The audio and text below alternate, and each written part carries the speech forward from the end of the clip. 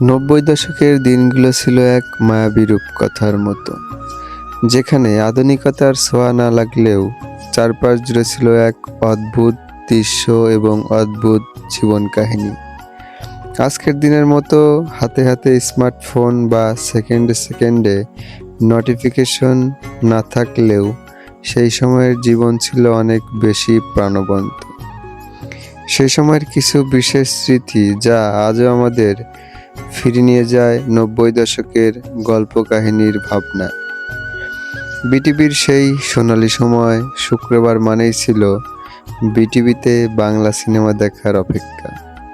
আলিফ Laila, ম্যাকাইবার, RoboCop কিংবা সিন্দাবাদ দেখার জন্য পাড়া শুদ্ধ মানুষ এক জায়গায় জড়ো হওয়া খুব স্বাভাবিক দৃশ্য ছিল।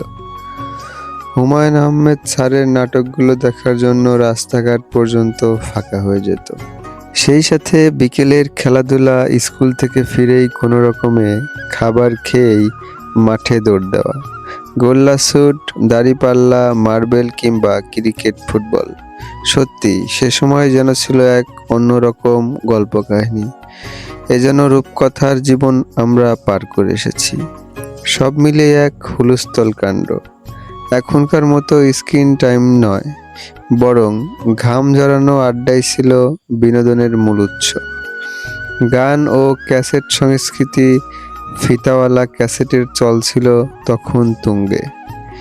কোনো গান শুনতে হলে বারবার রিওয়াইন্ড করতে হতো। কলম দিয়ে ক্যাসেটের ফিতা ঘোরানো ছিল তখনকার এক বিশেষ শিল্প। আয়ুব বাচ্চু, জেমস কিংবা ব্যান্ডের গানের পাশাপাশি রেডিওতে ভেসে আসা বিভিন্ন অনুরোধের অনুষ্ঠান ছিল খুবই জনপ্রিয়। চিঠির আদান প্রদান, আবেগ প্রকাশের মাধ্যম ছিল হাতে লেখা চিঠি। পোস্টম্যানের সাইকেলের বেলের শব্দে মনে অন্যরকম আনন্দ দোল খেত। রঙিন ঈদ কার্ড পাঠানোর সেই উত্তেজনাই ছিল আলাদা। কাগজের নৌকা ও বৃষ্টির দিন সামান্য বৃষ্টি হলেই বাড়ির উঠানে বা গলিপথ ধরে কাগজের নৌকা ভাসানো ছিল এক বিশাল আনন্দ। কাদামাটিতে মাখামাখি হয়ে বৃষ্টিতে ভেজা, আর তারপর মায়ের বকুনি খাওয়ার মধ্যেও একটা সুখ ছিল। সেই সময়টা মানুষের ধৈর্য বেশি ছিল এবং সামাজিক বন্ধন ছিল অনেক মজবুত। ছোট ছোট জিনিসেই তখন মানুষ অনেক বড় আনন্দ খুঁজে পেত। আপনার কি নব্বই দশকের নির্দিষ্ট কোনো বিশেষ স্মৃতি মনে পড়ে, বা কোনো প্রিয় নাটক বা গান থাকলে আমাদের ভিডিওতে কমেন্ট করে অবশ্যই জানিয়ে দিবেন।